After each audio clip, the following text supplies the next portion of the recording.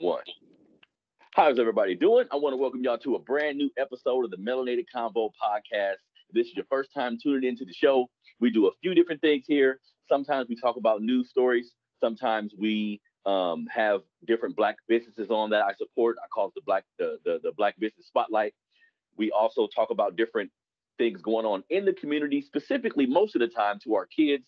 This is the Melanated Convo podcast is a small part of a bigger platform that I have called Melanated Fathers of America that I try to enlighten fathers in our community about our history, about the different things that we have going on. Sometimes on the show, I put aside the black businesses, the different topics, and we have interviews with different brothers and sisters from around the country about the empowerment of our people. That's extremely important to me to look at different ways we can impact the black community. Some people like to hang their hat on just voting, you know what I mean? But I'm one who feels you can vote, but you have to go out into the community and do something for the people. That's why it's really important that I speak with this brother today.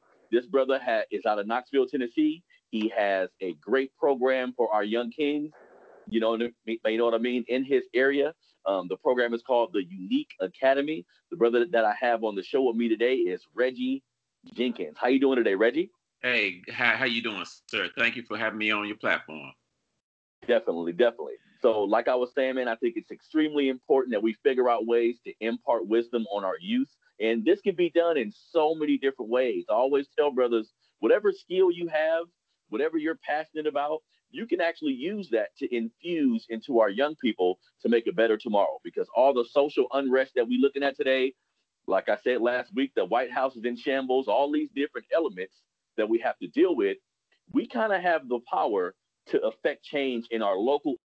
Where you are right now, you can affect change by just caring, by just helping. You can assist organizations. You can start your own organization. You can feed the homeless. Whatever you want to do. I think as melanated people, as black people, it's extremely important that we put an effort forward to help all of us. You know what I mean? So that's why I wanted to speak to the brother Reggie today.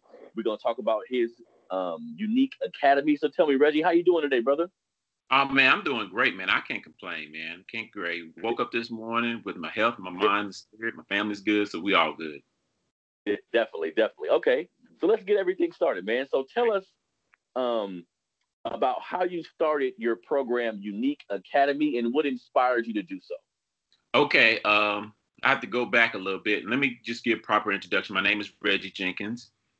I'm originally from Memphis, Tennessee. Got Hmm. to Knoxville by way of University of Tennessee, Knoxville. Got a degree in math statistics. Stayed here.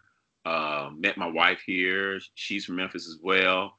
But growing up, my father owned a barbershop, and so as you would know, barbershops serve many hats.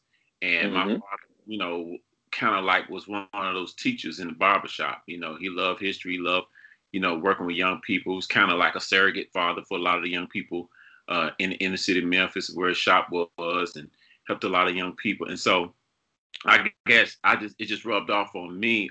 Went to school, went to college, and I went to school. The early '90s, late '80s, early '90s.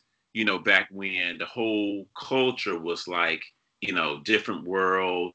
KRS One, Eric B. and Rakim, Mm. whole cultural you know thing, New York, LA, that whole thing. And so I got the bug when I got to college, seeing reading books by Dr. Clark, John Henry Clark, a lot of our scholars, seeing Jawanza Kunjufu, he was an education guy, and it just struck me, bit me in college, the autobiography of Malcolm X. I found myself. And so I knew then unconsciously that I wanted to do something with young people. So when I graduated, I started working in the school system, worked there for about 3 or 4 years. And then I started helping other programs like the local YMCA, just volunteering with people, helping develop curriculum, working with young people. And, and I just saw a lot back then. I saw a lot of playing, a lot of these after school things. They kind of just like daycares for the older kids until the parents get off work. And I didn't see a lot of development, life skill, academic, and all that kind of stuff. And so I had a brainchild in my head, a long time ago about having my own. And so in 2003, I started U.N.I.K Academy. And I'm big into abbreviations, not abbreviations, but what you call it when you break down a word like positive education always corrects errors. Peace. Acronym. Acronym. Yes, acronym. So um, I looked up like seven principles of Kwanzaa, and I create U.U.N.I.K. So I came up with U.U.N.I.K Academy, founded in 2003. And like I said, those seven principles are something we implement into our daily or weekly or whatever thing we're going on to the youth. U.U.N.I.K is Umoja, Ujamaa, cooperative economics, Umoja is unity, Ujamaa is cooperative economics, Nia, purpose, Imani, faith, and Kujichagulia, self-determination. And so I try to instill that with my academy, but I wanted something more in terms of developing men, particularly young males to men. I work with some girls too, but it's creating geniuses. It's my whole threshold. It's like we have enough of entertainers, and athletes, and that's great, but we lack, our community is lacking a lot in the professional field. We like men fathers, like melanated fathers. We need specialized programs that do that. And back in the day, we used to have a lot of these rites of passage programs, and we still have some to a certain extent. But that really impacted me, and so I just wanted to be that conduit to help these young people when they can't find it at home to find it somewhere else that's a safe, nurturing environment. And so that's why I created U.U.N.I.K Academy and just kept it going. Definitely. Now, something I want to touch on, I was going to ask you a little bit later, but something else that was really impressive to me, because you could have named it whatever you want to name it, right?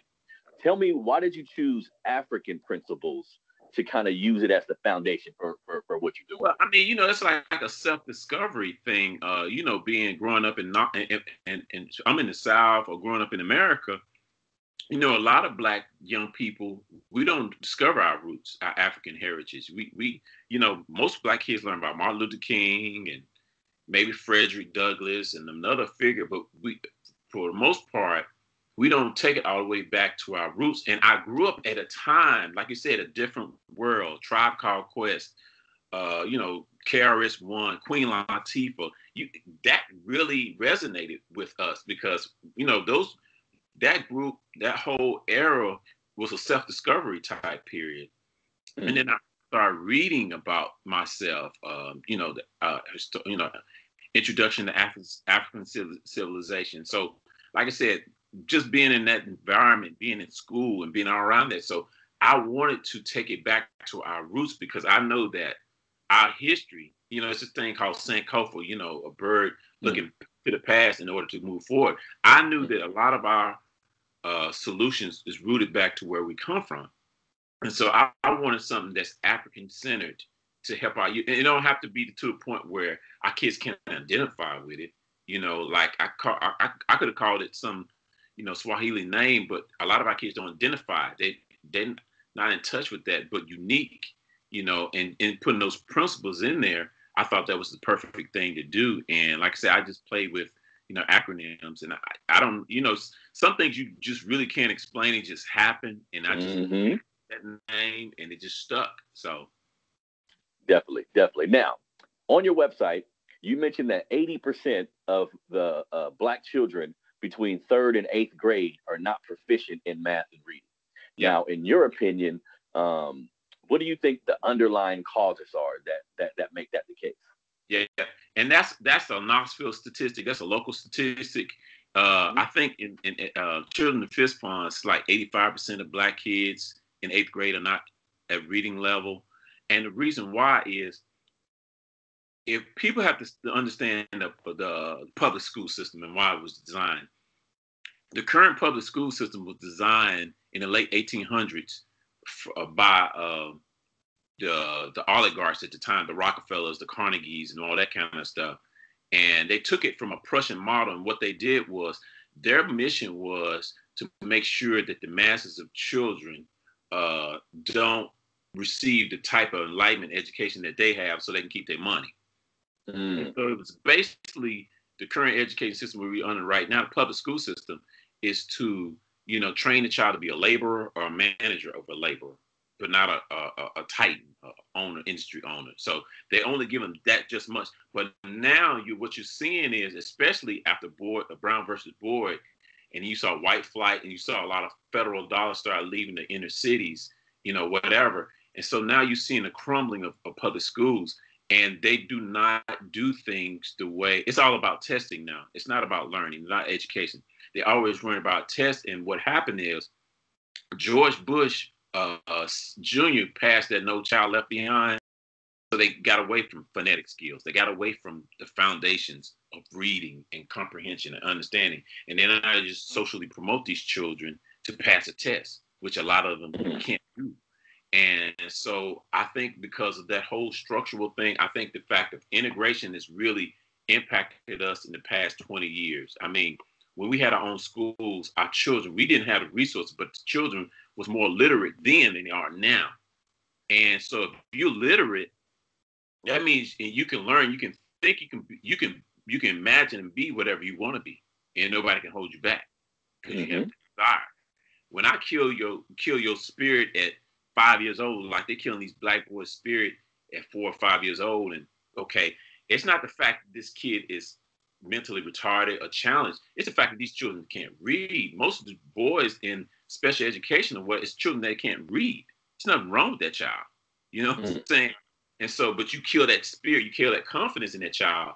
And now you get to, like I said, that third grade, that school to prison, they start tracking in third grade. And so now you got all this coming up. And that's why a lot of our children here, 80% of our children here, they can't read. And that's going to, we'll talk about later, the school, but that's why we got to find alternative means to educate our kids. That's not acceptable. In my eyes, it's not acceptable.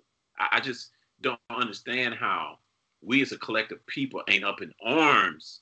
Like we up in arms about this voting thing and getting Trump out, but locally we're not in arms about our schools and our school boards and all this stuff, and these kids ain't learning. And now COVID hit, it's going to be worse once COVID is over. When we start looking 2 or 3 years down the line, we look at 2020 statistics and these tests, these kids are not going to be, it's going to be worse. And I'm just like, for me, it's just that, it's just like, the house is on fire, but nobody in the house except me seeing it. So definitely, I'm like, this is unacceptable. But it's all according to a plan. America is, to me, America's education, economics, skill, and opportunity. But the foundation is education. And if you don't know, and you don't have this, if you don't know, and if you don't know, you just, what is there? You know what I'm saying? If I give you a wrench and you don't know what to do with it, and you want to be a plumber and nobody ever trains you, that wrench it can be a tool, weapon for you. Because otherwise you ain't gonna do anything constructive with it because you've never been trained to do anything constructive. You know what I'm saying? And then also, again, education is also cultural. We have to teach our children about themselves. If you look at Asian kids come from India, you look at these kids, Jewish kids, Korean kids, the first thing they do is teach their children culture. Even if they're going to public school, Jewish kids go to the synagogue in the evening and they learn about themselves. You know what I'm saying? We put all our eggs on a system. That's their job. Nah. I tell parents, I say, you are the number one educators of your child. They work for you. Your property, you got a house, you got whatever, you're paying taxes. They work for you. You got to set up the system. Even if you don't know, if you got the will and the passion to know more and to get more, is the universe, the divine will open up to you when you say, I want this and want it bad enough. And so we have to shift our thinking like that and stop depending on a system. It's not broken. It's working perfectly because that's why federal dollars go to, crime and juvenile and special ed and all that stuff. They keep getting federal dollars. Principals get money to keep a certain amount of kids on a certain track. You know what I'm saying? And they don't tell the parents all the things they need to know as far as getting them out of that track. They want to keep them in that track until they graduate because they're getting these federal dollars. You know what I'm saying? And it's us. We got enough resources. We got over 85,000 black churches in America. 85,000. And most of them, right now, 7 days a week. Before COVID, closed Monday, Tuesday, We have Wednesday night Bible study, Thursday, Friday, Saturday. They may have a rehearsal. But all these edifices we got, well, that's after school. Every community should have you should have after schools everywhere. There's no excuse. We have the means. We just gotta, collectively have the will. Definitely, definitely. And it's funny that you say all of that, because that's why I made sure, because my program ultimately, like my organization, everything that I'm doing, it's for everybody, right? But I have to focus on my people first. Like, I'm not ashamed to say, hey, this is for Black people, and if you want to come and join and help, whatever. But just like you were saying, I liken it to a house. If Black community is a house, the paint chipping, the grass ain't cut, the gates is falling off the front. We got a lot of stuff to fix. You know what I mean? So before we can go outside of our house, before we can even be real politically savvy, I think, just like you were saying, the Trump and the Biden thing, these things are important. But if you just place your ballot and then go home and don't educate your kids, you didn't do nothing. You know what I mean? So it's, at the end of the day, it's personal responsibility, personal accountability. Now, something else I want to ask you. Mhm. To me, your program is like a genius idea for our babies.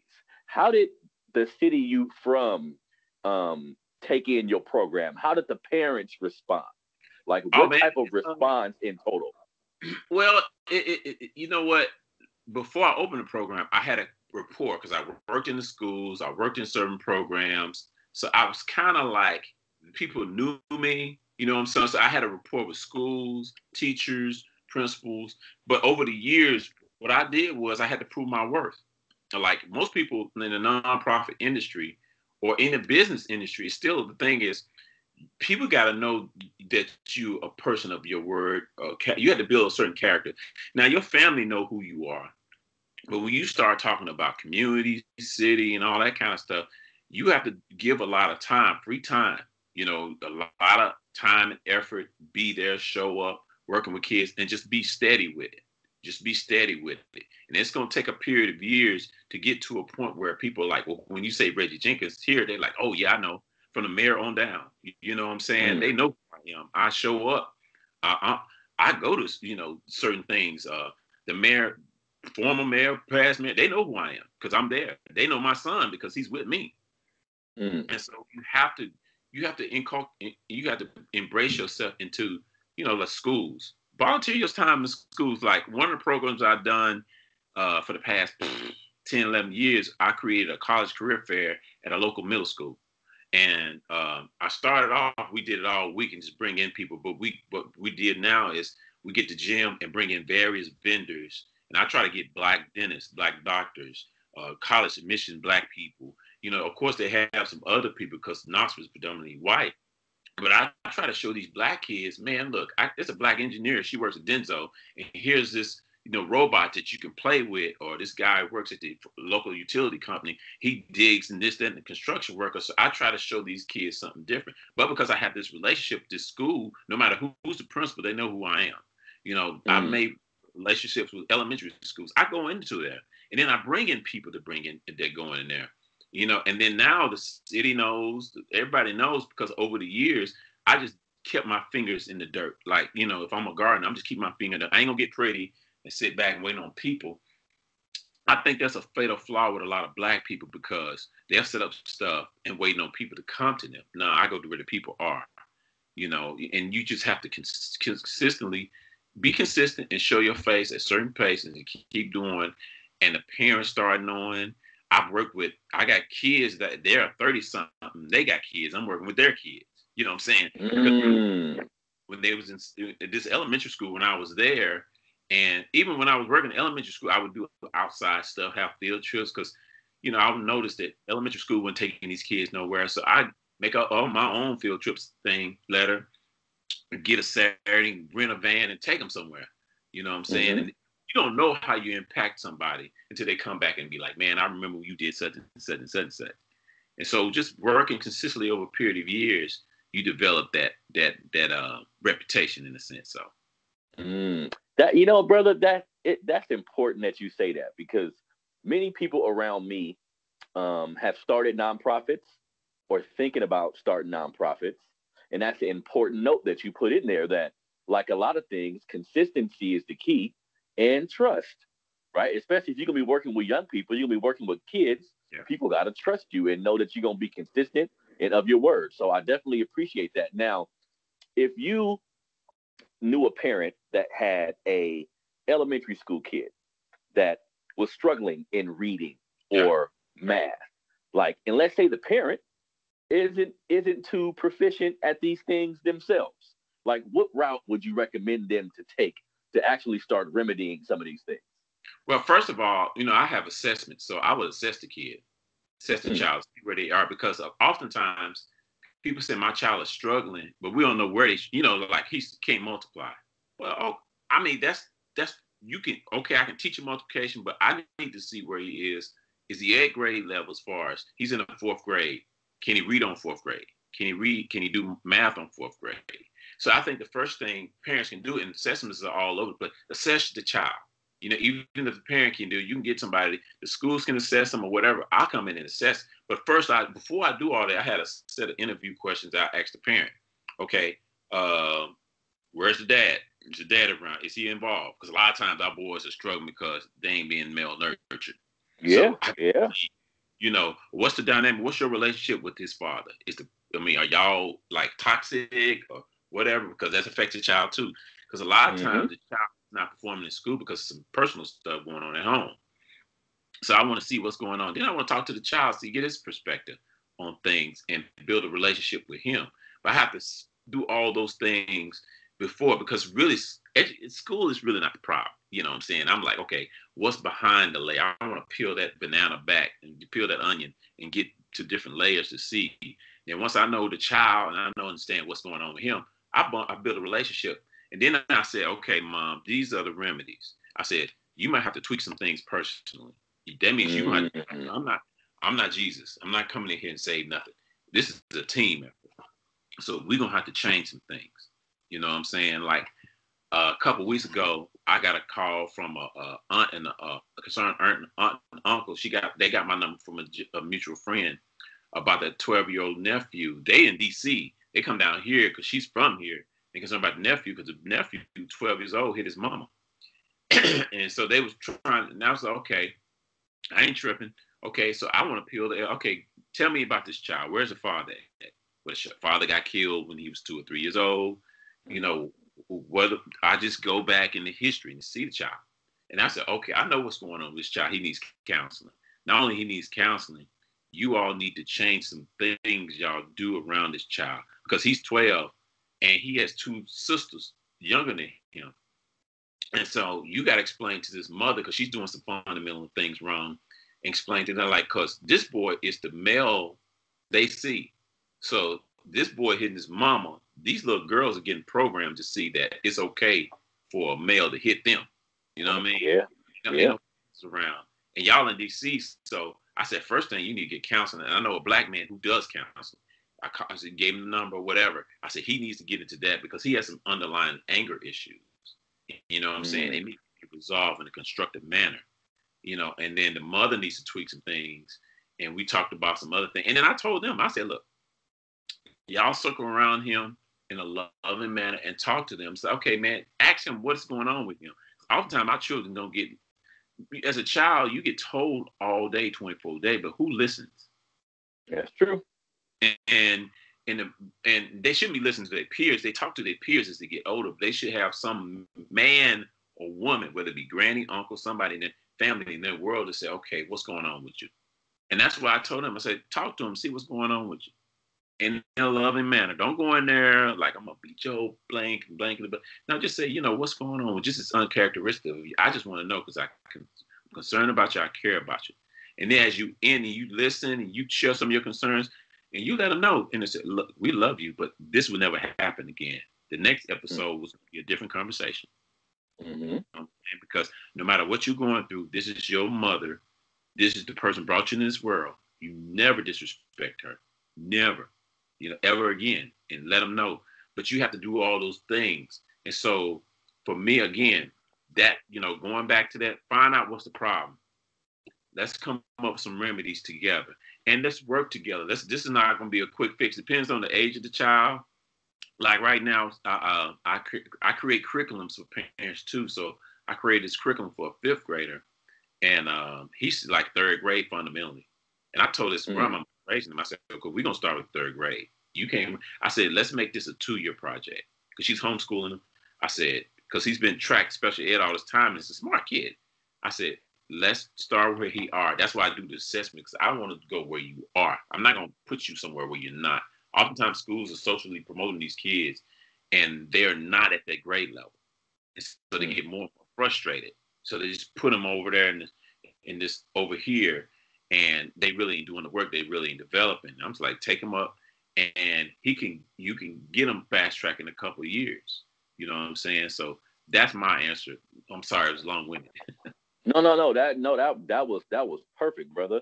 And that kind of leads into my next question because, of course, being a 40-year-old black man who didn't have his father, didn't have a grandfather. A lot of my friends was the same way. If you look at our history, you can't miss that fact that a lot of us are growing up in a home where it's just a woman, Yeah. and we all know a woman can do a lot of things, but raising a man is going to be difficult for her, right? So Yeah. just in general, because I think, brother, even looking at everything we go through right now, because the father not being in the home, we have to understand there's some systematic endeavors that helped it become that way. So that's a fact. But if we reverse that and it was stable homes around America with black people in them, we wouldn't be going through a lot of this. And that's a fact. You know what I mean? So tell me, what do you think? Why do you think it's important for black men to get out into the community, to get out and show your face? I interviewed a brother last week who is like a motivational speaker, and he goes into schools, all schools, white kids, black kids, and I was telling him, bro, that's important for an Asian kid to see a black man that's strong and articulate and has a good head on his shoulder. That's a great representation for all of us. You know what I mean? So tell me what you think about that as far as, how important can we impact our community if a lot of us just decided to help out? Well, I mean, again, you go back, it's historical. If you look at history, you study, family dynamics and stuff like that. If you go into our history, when even like in slavery and chattel enslavement, black men were walking from Kentucky to North Carolina to try to bond his family. Wife was sold and all that kind of stuff. Manhood in African tradition symbolizes a certain power, a certain strength, a certain command. That's why it's so much effort to keep manhood diminished in America, because they understand that strength. They understood it. Mm-hmm. When they sent missionaries into colonial Africa, the missionaries' job was to study the dynamics of that village, and they had to get rid of that man first. You know what I'm saying? Because men should represent strength. If we're at war, most people, 95, 98% of the people who fight are men. You know what I'm saying? And particularly Mm-hmm. young men. So, that manhood symbolizes strength, symbolizes power. Let's look at some of the most famous. Look at Malcolm X. Look at Marcus Garvey. Look at Martin Luther King. When they spoke, when they walked, when they, kind of power. And they didn't have guns. They didn't have $1 million. They didn't have a military. But they was killed because they was a threat. Who they represent, that aura, that spirit. So if they see one, if you see a Malcolm, think about, people don't realize, think about the Nation of Islam was a minuscule, small, cultish group before Malcolm. He took that thing, and I know a lot of people, and I ain't gonna admit to it, but he took that thing and blew it up, went from Detroit to all over the country because something Mm-hmm. this dude exuded. This dude exuded, and this dude went all around the world. He's been dead over almost 60 years, 55, 60 years, and he's still impacting generations. His words are still impacting generations. So if an ancestor can do that, imagine somebody living, walking, breathing, being consistent with it. Because it's cool for brothers to come in and talk one time, but be consistent. You don't have to be all over. I'm not the type of dude, because a lot of people make livings speaking, going around the country, and that's cool. But we need consistency within local areas. Even if you just Mm-hmm. came once a month, you can make your bread and do what you got to do. But say, okay, I'm gonna take on 10 children, or I'm gonna take on a middle school, or elementary school, and once a month they're gonna see me. That's impactful. yeah, you impact that. I want long-term impact. If you got a 1-year-old, I mean, a first grader, seeing a group of black men come to his school every day, as he get older, he's going to gravitate towards that. Mm-hmm. Like the likelihood he was going to be that is higher. If he see me just one time in first grade or fifth grade, yeah, he may remember a little bit, but how do I impact this child? I impact him with consistency. I impact him because he needs nurturing. Our children need nurturing. I don't care if they get it from, and that's why gangs are so prevalent because A, father in the home, B, them older guys in the gangs nurture them boys. They feed them. What do you need, man? I got you, man. You hungry? Come on. You know, come on, I got you, bro. You know, and it just nurtures them. And then they have them do something, you know, diabolical later. But I'm more apt to do and serve and be a soldier when I got love. You know, I can perceive love out there in them streets. So we just got to replace that kind of love with something different. So we're powerful, man. Women will tell you that. Ain't nothing desirable for black women. It's a dude who's self-confident, self-assured, you know, can articulate his thought, walk down the street. The aura, you can walk down the streets of Philly and see it. Because you don't see a lot of black dudes doing that. You know, a lot of our children, a lot of the guys are, you know, not strong. They don't have like statistical fortitude. They don't have that. They just kind of like, it's kind of more feminine now. You know? And then it's not a lot of strength, but that aura, people are attracted to it.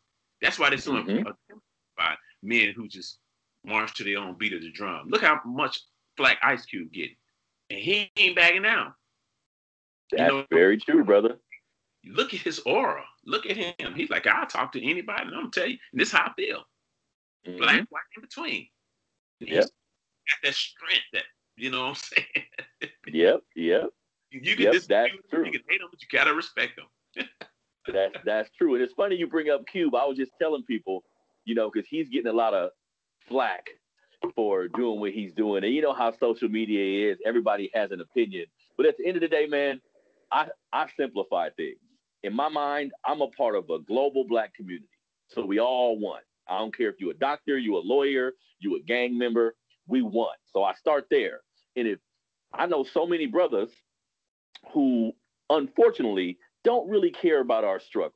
They worry about their family and their household, and that's kind of where it stops. That's great, but a lot of brothers that I'm aware of aren't really keen on our issues and dig into it. So whenever I see a brother step out on a limb to try to help us, I'm gonna support you, man, because Ice Cube is rich. He don't really gotta help us. He don't got to. He's not doing it for money. People think he's doing it for monetary. So he said, man, I'm not gonna get a quarter from this. You know, and my problem is go read what he's saying. Now, if you can look at what he's saying and say, oh, this is bull, then you can critique. You critique him because it's emotional. Black people, when it comes to politics, religion, and we just get real emotional, and the critical thinking goes back in the back. Hear him out. Think about it.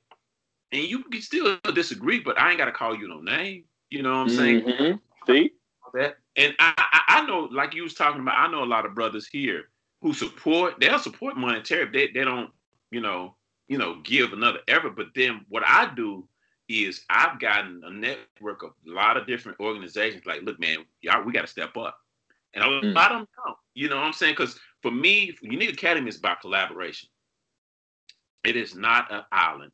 What I do here is not an island. And unfortunately, it's sad to say, I got more black women organizations partnering with me than I got black men. You know what I'm saying? I got a black men organization. I try to get with other black organizations, black men, and say, man, we got to link up. I said, we don't have to be one organization, but Booker T said something. He said, you can be the fingers on this one hand, but when at times you just ball up a fist, and you still can be the fingers. You ball up a fist from sometime, finger, and that just resonated with me. We can't, LeBron James is not LeBron James. LeBron James is a team. Michael Jordan was a team. You know what I'm saying? Nobody got success on their own. There ain't no such thing as success on their own. It's a team effort. You just yeah. You know what I'm saying? But you got, and that's what people, and we don't have to have everybody, man. I put some on my Facebook a couple of days ago, like, because I'm big on economics. I think a lot of our stuff can be solved if we had wealth. We built economic stuff. Yes, sir. And when I say wealth, it don't have to mean you have to be a millionaire. 100,000 can be your just where your threshold is. You know what I'm saying? That could be your thing to where you can sustain your family and still help the people in the community or whatever. But let's say if you got 100 people, to give, or 100 people to give $100 a month. You know, and you do that for a year. You know what I'm saying? And $100 that's what, $10,000 a month. That's $120,000 a year. You do that, and then you sat down for a year after the year and said, okay, what we're gonna do with this money? Let's come up with some project. Out of 100 people, somebody is an architect, somebody is this, somebody's that, and come up with a business plan and sell it to the group, and we invest in it. In 5 years, you have $1 million. Yep. $1 million. You have $1 million. Yep. You ain't got people. You say 50 people or $100. That's $5,000. That's $6,000 in a year. You're doing 5. You can have $1 million, and so we can do things like that. Practical, like you were saying in the beginning. Practical things we can do. Yeah, you can pull a ballot, but Dr. Amos Wilson said politics without economics, man, is powerlessness. If you wealth behind that ballot, it's you powerless. And only people think like that is Black people. Asians don't think like that. Indians don't think. You're in Philly, man. I know you have a hodgepodge of different ethnic groups up there. Them people they buying land, they buying stores, they're doing this. They bring their cousins from India and come and do this and that and the other, and they build up wealth. It's come to them. You know what I'm saying? I used to work at Coca-Cola for 18 years. I was account rep for Coca-Cola, and my route would be in the inner city where Black people reside, right? And a lot of Indians were buying up all the stores. And what they did is they created a consortium of like 2,000 or 3,000 stores across the country. And they went to Coca-Cola headquarters and said, we ain't buying until you give us a special price. Or we'll do something on our own for ourselves. But you got to come and deal with us as a group, not as, okay, you in Nashville, you in Memphis, you in Philly. No, you got to deal with us as a consortium. They bow down.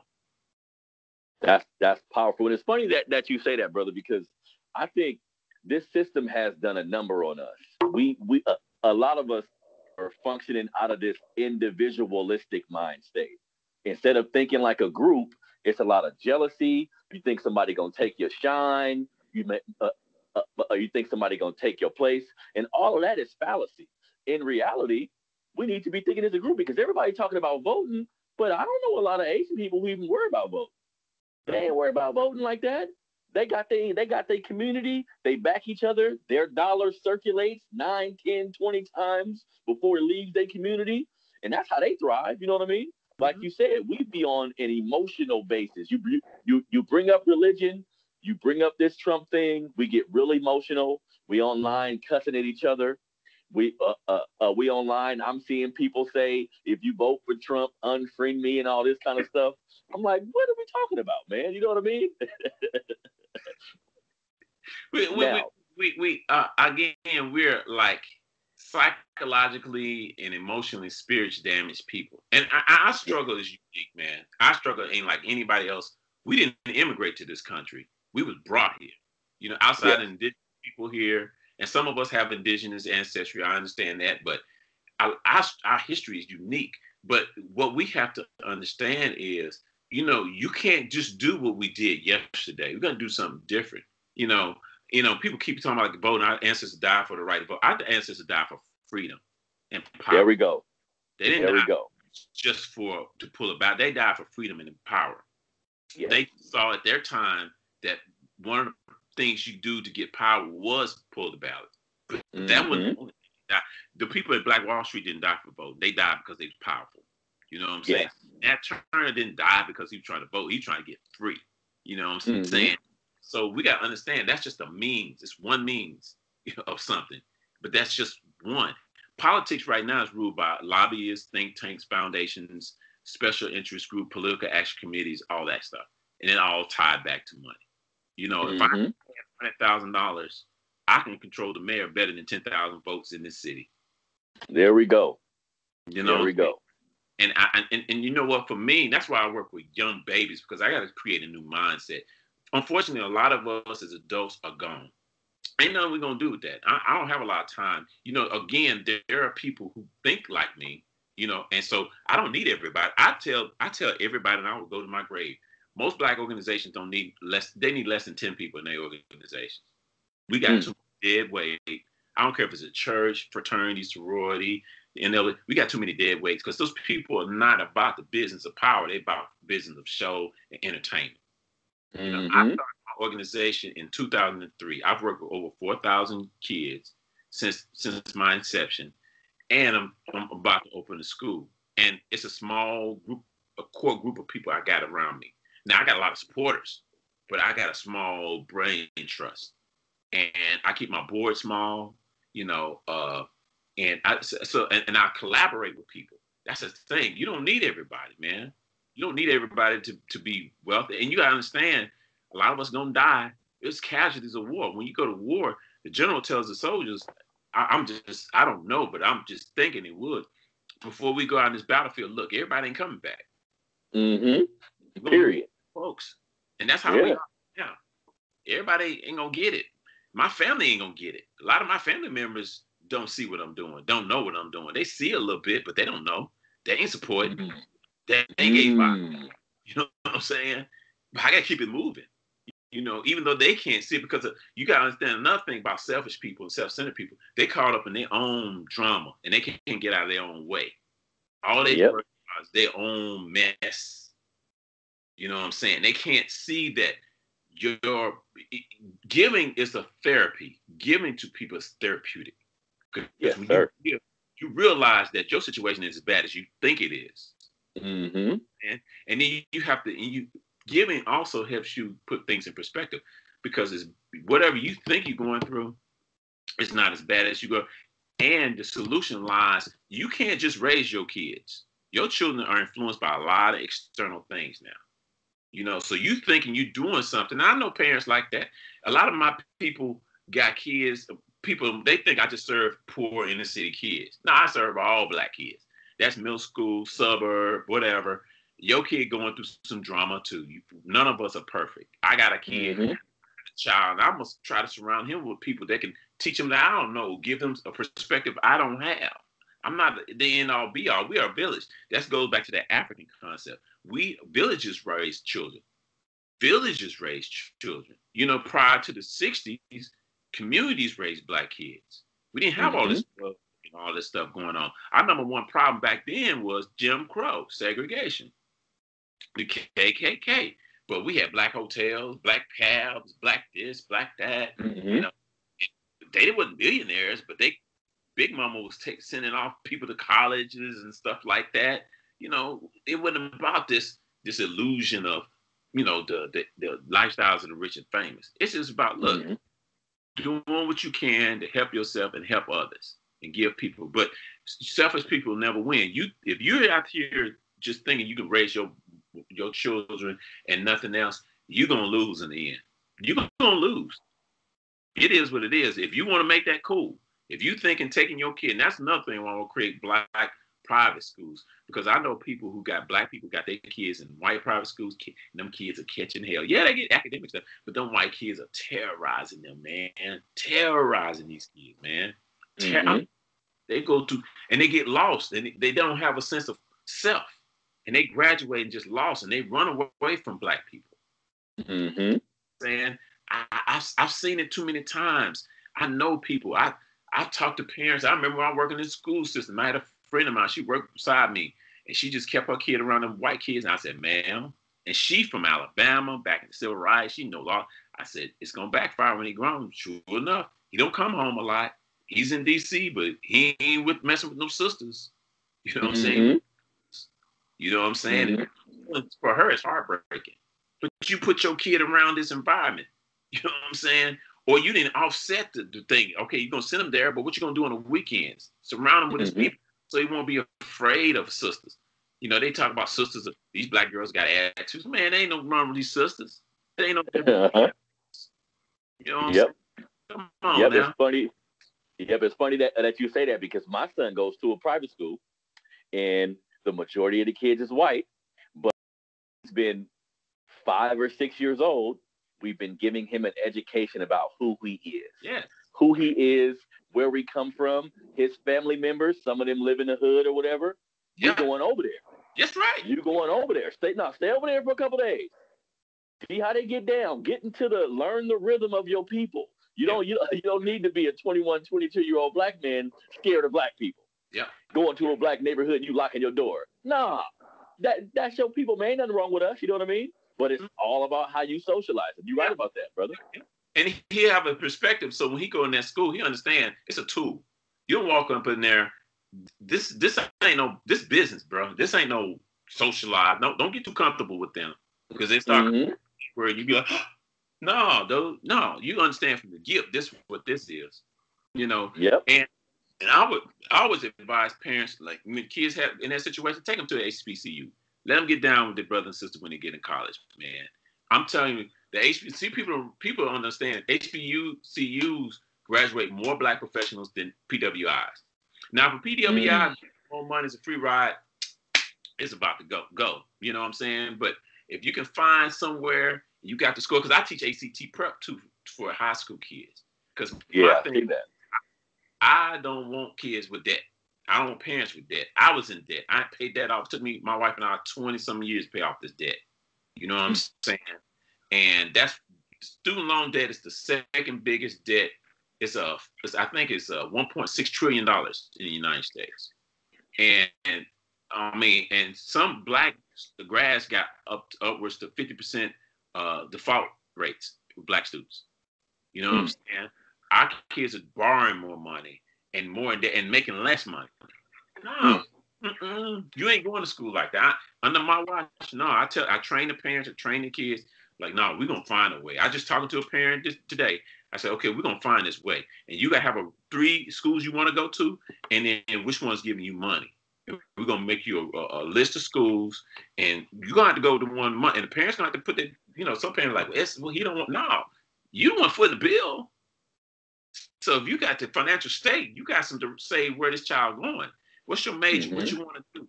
Okay, we're gonna go, but you're going free. All I want to pay for is refrigerators, few books, and such and such. Everything free, ain't trying to have it. Then in Tennessee, they have this 2-year schools that state law that you can go free. Any student graduating high school. Well, that might be a turnaround. You go there for free, get your 2 years in, get your study in the grade up, and then go to a 4-year institution. You got some credit, move over there. You know what I'm saying? But it's about strategy. We cannot let these black kids get in this world with debt. Cannot do it. Just cannot do it. Because we don't know what the world's going to be in 5 years. COVID has changed things dramatically as far as jobs and skill level and all this stuff. And so we gotta see that. We gotta make sure our children are prepared and better off than we were. Definitely. Now, you mentioned education. That kind of leads into the next question. Your program focuses a lot on education, and I've seen the ACT prep program and all that. That stuff is great, brother. So talk to me about, because you kind of went into it a little bit, but tell me, how do you feel about higher education, like in general? Do you think that's something our kids need? Do you think a kid should turn 17 and maybe look at like a trade school or something? Like, how important, in your opinion, is just higher generation or higher education in general? I would tell parents out there, if you got a child like 5th, 6th grade, 7th grade, you should know right then and there whether that child is college ready, college prep or not. I know that. I know it at 4th, 5th grade. Now a child can turn back around, but the thing about it is, I'm for every child is unique. No pun intended. Every child. So what we have to do is see where that child's interests lie, and then formulate a plan. If a child trying to be a doctor, you got to go through that route. You know what I'm saying? But if a child don't have if your child don't really dig school, don't, just really ain't into it and found that way, trade is the thing. You know what I'm saying? Matter of fact, trade is better right now because I'm going to give it to you. Most black boys, I'm not going to say most, but a lot of black boys around this country playing video games. They playing, what's that game? Fortnite. They playing Fortnite, yeah. They playing all that stuff. Okay, you got to take a coding class. It's mandatory. If you're going to play Fortnite right now, take a coding class. At least get into the science behind the game, the website, app development. That should be mandatory. That's why public schools are failing. You should have life skills in school. You should have financial literacy in school. You should have coding, web development in every public school.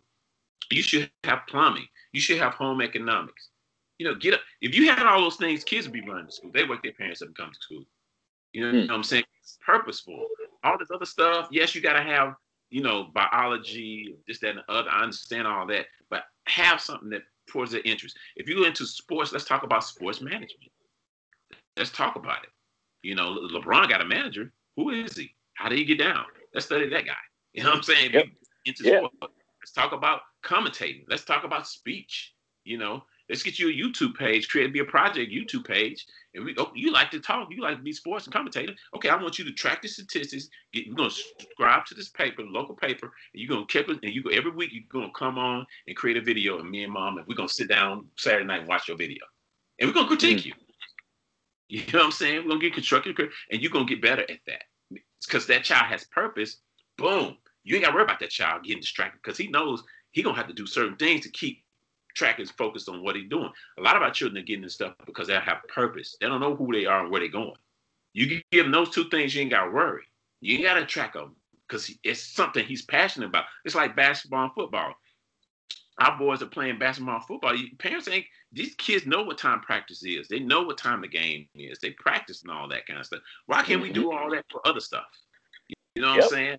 I mean, it's like there's a national statistic football over every fall, 1 million kids play high school football. And out of that million is 300,000 seniors. Out of 300,000 seniors, they're fighting for less than 70,000 positions in the NCAA 1 football. Now, I say 70,000, that's the total amount of people playing football. But you got to see, a lot of them cats are starters or already got a position on the beach. So that position may be 30,000. So you go from 300,000 to 30,000 positions. You know what I'm saying? And then the draft, they only draft 254 players. And out of that, it's 124 of them get contracts. So you go from, in a matter of 5 years, 1,300,000 to 124. And the average career is 4 years. And we're pushing our kids in that, knowing that they ain't going to have a snowball's chance to get there.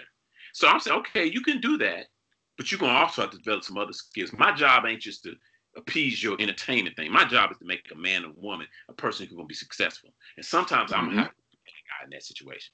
I'm going to have to be the bad guy. I can't, you ain't going to like me. Okay, my child don't like me today. Okay. You're going to love me when you're 30, 40 years old, where I set you up. And so I think we have to do that. So higher education, to me, education is growth, development, and critical thinking. Like, I got a degree, but a lot of my education was self-education.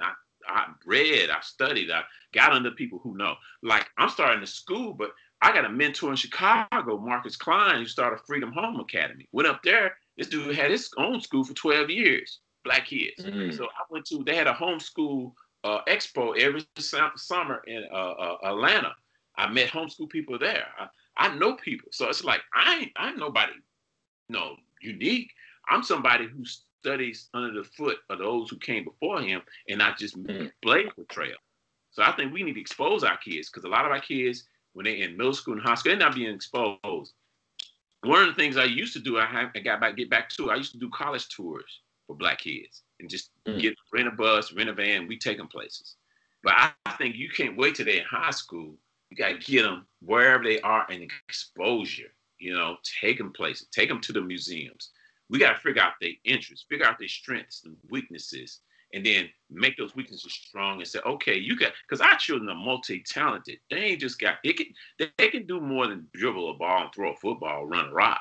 They got skills. You know what I'm saying? Again, if they thumb hustling, playing these Fortnite and all that, you can develop software. You can develop games. I'm not trying to hear it. So that's why I think. And then wherever they are in their 11th, 12th grade year, their 10th grade year, we got to have a conversation. Okay, we got to come up with a roadmap. I like having parents come up with roadmaps. Okay, he's in the 9th grade. He's in the 10th grade. Where are we going in 2 or 3 years? Okay, where you want to go? Let's look at the ACT score. That's why I tell my ACT students, first day of class, look at your ACT. Where you want to go to school? Name 2 schools. What's the ACT scores? What's the annual tuition? Multiply that times 4.5, 5 years. That's how much money it is. Where's your ACT score now? How much effort you got to get there to get there? But what's your backup plan? I got to have these kids thinking. And it may not be for you. Okay, trade. Let's go to trade. Let's visit a trade. Let's just do it anyway. Let's talk to a plumber. Won't you shadow somebody as a plumber? Shadow somebody that's a carpenter. Shadow accountant. You know what I'm saying? Hospitals, they have these with the candy stripe people. Do that thing. But do that before you get to your senior year and you're like, okay, you know what I'm saying? Or it could be a thing where, baby, we don't think you're mature enough to go to school yet. We're going to let you work a couple of years, stay at home, but you're going to pay something. You're going to be responsible. And then, because school doesn't have to happen when they're 18, 19. It may be 21 where they get to the point and say, I'm ready for this. I can handle this. Because like school, I went to college, man, we wasn't ready for all that. Partying, girls, hanging out, no discipline. Most of us flunked out. You know what I'm saying? So it just depends on that parent and that child. But I would have those conversations if I was parents out there with kids, at least 13 and up. Definitely. It's funny that you say that because, a lot of on my show and some of the articles I write, I try to point out the fact that we focus way too much on entertaining people. But like with the basketball, a lot of young kids are in the hip hop. Everybody want to rap. I'm like, these industries that you love so much, it's 100 more jobs other than the rapper. There's a manager. You can be a producer. You could be a road manager. You can be on the technical side of things. There's so many other jobs, but it's up to us as parents to don't knock down their dream, but let them know, hey, let's look at these other avenues because like you said, we need Black professionals everywhere. You know what I mean? That's why I like talking to brothers like yourself because kids need to see people who are confident, who know what they're talking about, but not throwing a ball or not rapping or singing to you. You know what I mean? Yeah, you're right. Definitely. Now, next and final question. I see that you're about to start your school, the STEMI Learning Institute. Talk to me about that process and why was it so important for you to have your own school? Because that's a real big accomplishment, brother. Well, 4 or 5 years ago, what I did was when I first started U.U.N.I.K Academy. I was working with middle school and high school youth. But what happened was oftentimes those youth didn't stick with the program. And so I started going younger. And when they get to high school, they have other interests. And I don't knock it. Okay, cool. You don't have time anymore. And so I started going younger. But when I went younger, elementary school, from fall, August to May, them children are just as busy as the older kids. And they have, curricular activities, football, basketball, whatever. So what I started doing in the summer months, I would have a summer school program. And I call it STEAMY Summer Academy, STEAMY Summer Institute, I'm sorry. And STEAMY stands for Science, Technology, Engineer, Arts, Math, Innovation.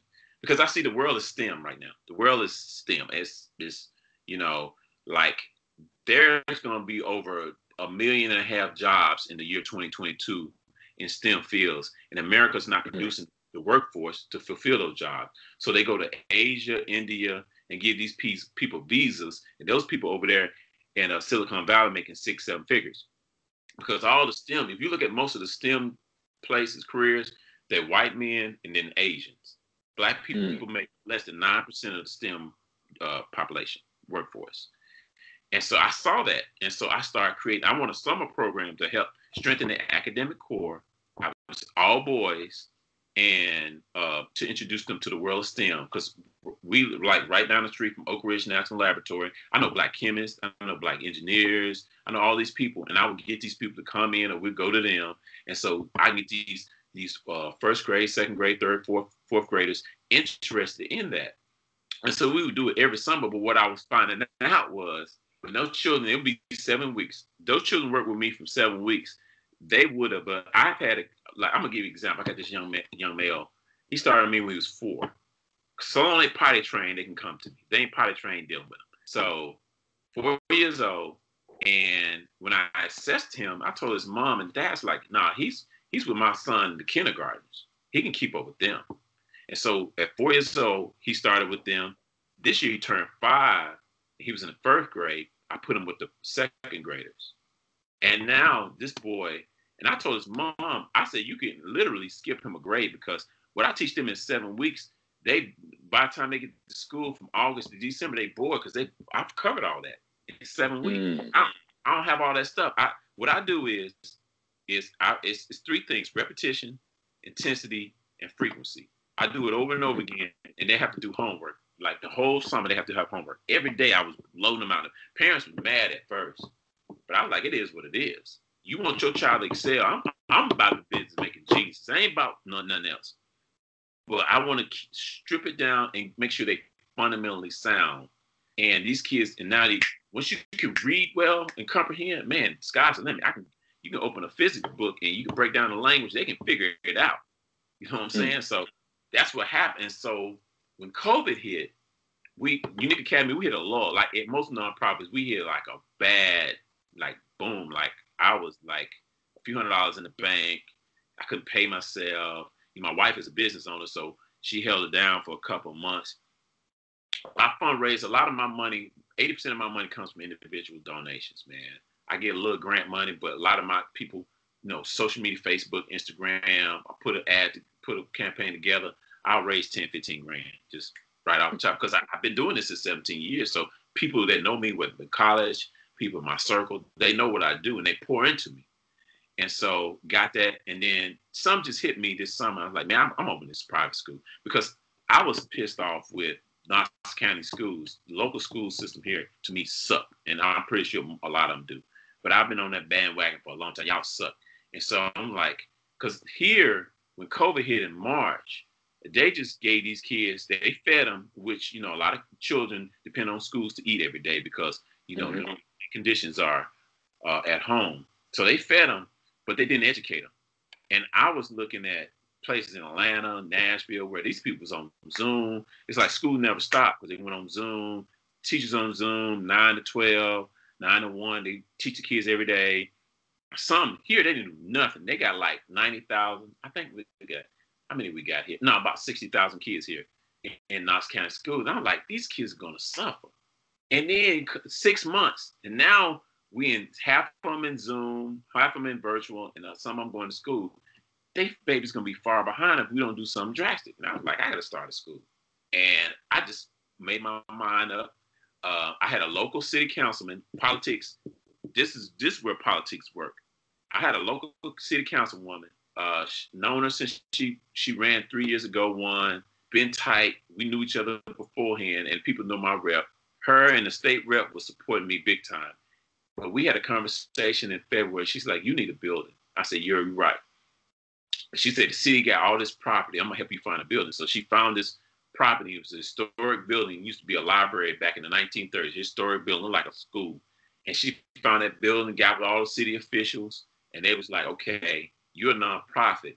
These are the things you want a school. These are the code and all this stuff you're going to have to do to get the thing up code. And because you're a nonprofit, we're not going to bid this out. We're going to give you, we're going to bid it out. And we're going to help you because you got to get architects to come and design and come and all that. So they pay for that. They pay for the structural engineers and all these people to come in to do that, all based on relationships, And now we're at a point where they gave me an MOU.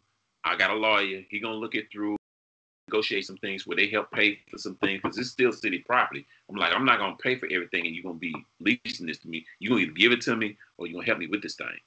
And so we go before the city council and I'm going to have a school. But right now, in the meantime, I got a handful of students. I'm at a local Y. I rent it out and I'm teaching every day. I'm teaching. I built my curriculum and I'm teaching and all that kind of stuff. So when my school opens, my school is going to be for elementary school students. I just recruited a guy. He's a jazz pianist. He's going to teach virtually. I got a Spanish teacher. I got a retired engineer who's going to come in and do stuff. I'm going to make these babies fundamentally sound, but I'm creating a university. I'm going to have an after-school program where kids can come in and strengthen their skill. I'm going to have a Saturday program. I'm going to have a virtual program because I got parents in Nashville and Memphis like, man, we love what you're doing. You know what I'm saying? And I can't get there, but eventually what I want to do in my school is have a satellite school. I want to be the Chick-fil-A of nonprofits. Chick-fil-A runs so efficiently and they have a system so down packed. And people don't realize this. For $10,000, if your area doesn't have a Chick-fil-A and if they're approved for $10,000 and that money can't be string tagged, you can own a franchise. They give you a year, you got to work under them, but the split is 65% Chick-fil-A, 35% you. But these Chick-fil-A's, down here make 5 to 15 grand a day. What's 35% of 15 grand? You're still in the money. Yeah. They build it. They do all of that. You know what I'm saying? But I want to do that for nonprofit because most time nonprofits thinks in terms of the old mentality of grants and donation and that's that kind of thing. I want to make it to where I open my school, I'm gonna have merchandise, I'm gonna have curriculum, I'm gonna have classes. I'm gonna have a space where people can rent it out, small community groups can rent it out. I want to create residual income so where once people give whatever they give the school, I ain't coming back to you. You know what I'm saying? Go to the big donors and foundations. Because they only gonna give to the people they can control or they already have relationships with. Scratch. We are innovative. We are geniuses, man. If Booker T. Washington can start Tuskegee with a wagon and a mule, please, and that's where your history come in. That's where your pride come in. You got to know where you come from because we talking about Trump. Trump ain't Andrew Jackson. Andrew Jackson was a genocide maniac. He killed and wiped out thousands of indigenous people. George Washington owned 300 slaves. Thomas Jefferson was sleeping and screwing and had slaves and all that stuff, raping black children at 12, 13. And we tripping about this dude. And we tripping about Cube with this dude. Man, MLK met with Lyndon Baines Johnson. Lyndon Baines Johnson said nigger, the word nigger more than you said hello. Yep. A segregationist race, but he passed that civil rights bill. He got passed. He passed all these laws, and Martin Luther King could have been like, man, I ain't gonna meet with him.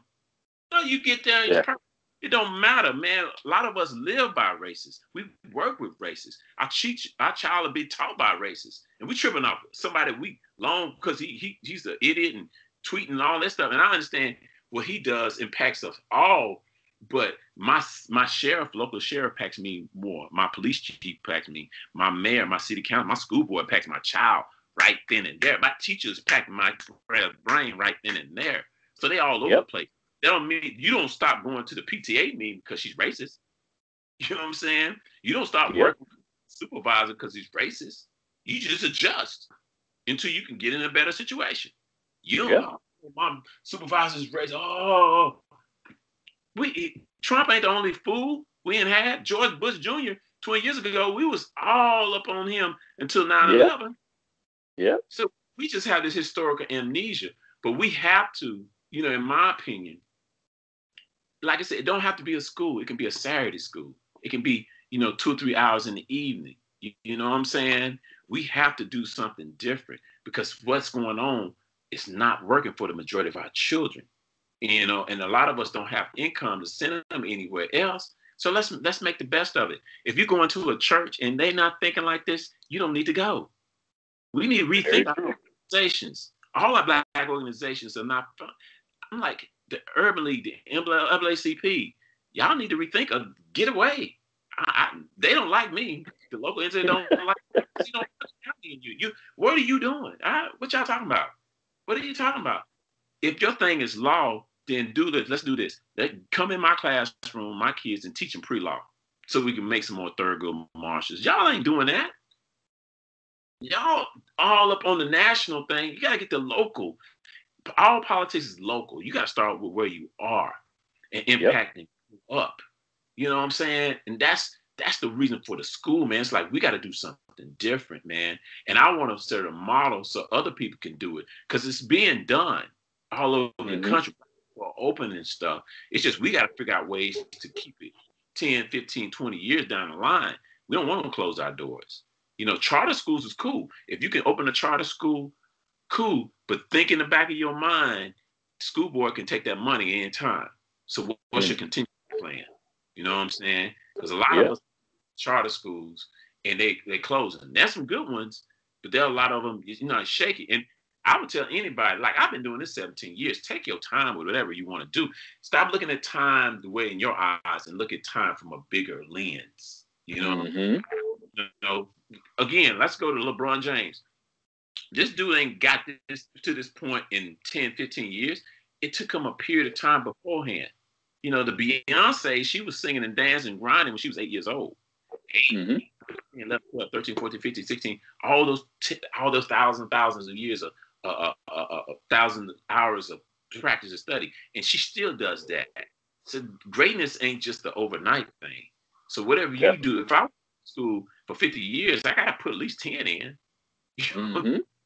So that's how we think our whole brand. the whole thing. You doing this podcast, man, you spend hours of free time doing this. But if you Yes, have sir. and you grind it, it's because it's a lot of podcasts, but we all can stand out. It's enough money out here for everybody. It's enough for everybody. Definitely. You know what I'm saying? Your lane is your lane, and we both don't worry about the next man. I can't worry about that. I'm all up in Yep. lines. You know what I'm saying? Yep. So that I want to create something that black kids. I want to get them at 4 or 5 years old. Say, a lot of black kids in America say, "When did you have a black teacher?" Never. That's insane to me. Like you never had especially a man. You may have a woman, but a black man. Mm-hmm. And then I want our children, because here where I am, people don't dream big. That it's like a prison. It's like Mayberry. This is Mayberry. Black people stay in their place, second class, and there's some good people. I love them, but a lot of them think second class and third class. They don't think beyond that. I want to inspire some kids and say, I can build, I can create. You know what I'm saying? And it don't in office. I'm creating it. Biden get in, it's gonna happen. Trump get in, it's gonna happen. I'm not tripping. I'm gonna adjust. If he come up with some policy, I adjust and come up and move around. My ancestors did it. They built black Wall Streets in the early 1900s. Man, they was like 30, 40 years out of cattle enslavement. We built like over 600 townships in this country. Out of can't read, couldn't write. We tripping about one man. Ain't one man stopping me. Please. I'm cut from a different cloth. My ancestry. That's why I think a lot of us don't really get. I understand the threat of the dude, the fascism and all that. I understand all that. But man, come on. If we're working together and doing things together, you know what I'm saying? Come on, sky's the limit. Definitely. Well, brother, I thank you so much for joining me today, man. We think alike. Just so you know, everything you were saying, I'm in alignment with you. I wish you the best with your school. I'm gonna continue to check in with you and donate and do whatever I can to help you, brother. I appreciate you being on the show. Just it inspires me, man. Doing these interviews is for my platform, and I want everybody to see these people in particular. But it inspires me as well to see black men like yourself, because like you said, I read a lot about history, so I'm in tune with my ancestors. Now, there are certain people in our community, they more religious people, and they're in tune with the characters in the Bible. That's fine. I'm more in tune with the characters that actually walked around this world and participated in making us what we are today. So I appreciate you being on the show. Everybody, please, now tell everybody real quick, where can they support you? Where can they find information about your school? Where can they find information about your website? We got a drive for 25. We're trying to get people to donate just $25 a month to going towards the school and help them offset the cost of tuition. But you can go to www.U.U.N.I.K Academy.org. That's U.U.N.I.K Academy.org. You can just Google U.U.N.I.K on Google search. It's gonna pop up. And you can come look at my websites. You can call me at 865-384-4475. And like I said, I want to link up with people too, because like I said, if I got somebody in Philly I can check on, and if I'm in Philadelphia, I'm coming to see you. And we got to link up, because it's a like you said, it's a global village, man. It's a global village. I got a partner in Chicago, got a school, want to create one in Africa. That's be one of my dreams. Connect with the black children in Africa and go to Haiti. I want to take. We got to link up. We're global, man. We stop thinking so small, but they can go to U.U.N.I.K.org or call me at 865-384-4475. And thank you so much for this opportunity, man. We got to do this again. Thank you. Definitely. So everybody out there, please go to the brother's website. Do whatever you can to support them. If you're watching the video on YouTube, please hit that like button, hit that subscribe button. If you're watching one of my video clips on Facebook, make sure you share it, like it, tell your friends about it. We spread a lot of news on social media. We talk about what we wore today, what we eat today, all these different things. I try to tell people, use that platform to spread love. Use that platform to introduce your followers or whoever you rock with people in our community that's moving the needle. So again, this has been another episode of the Melanated Convo podcast. Thank everybody for tuning into the show. Thank my brother Reggie Jenkins for coming in and dropping gems and doing what he do for the young people in Knoxville. This has been another episode of the show, y'all. We out.